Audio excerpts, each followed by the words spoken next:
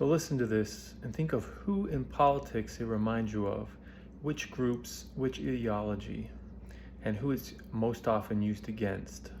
In case your parents never told you this, there's nothing more lame than someone who brings up your past issues just to win an argument.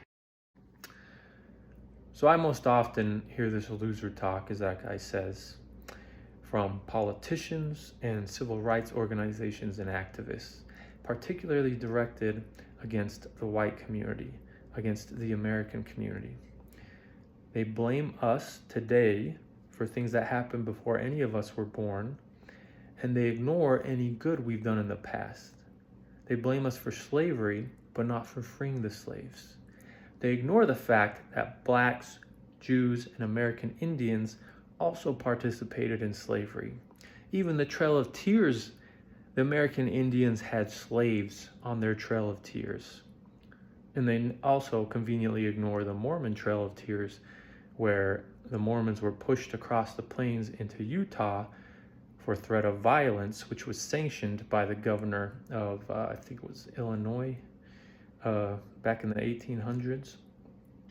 So anyways, our history has been corrupted by communism and anti-whiteism, by this loser talk of blaming people today for something that happened before they were born, and ignore any good they've done, ignore any of the good inventions and the high quality of living that we have today because of our community. And you'll never hear any successful person of whatever race ever tell anyone to say, oh, you've had it rough. Blame others for your circumstances. Blame others for your choices. Blame others for the choices of your parents. But successful people always say the opposite.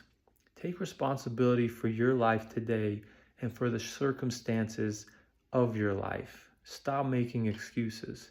And those politicians and those civil rights organizations and activists, they just want you to look up to them because they want themselves to be your savior. But guess what? The only savior you need is Jesus Christ. So those people need to stop thinking and talking like losers and take responsibility for their lives.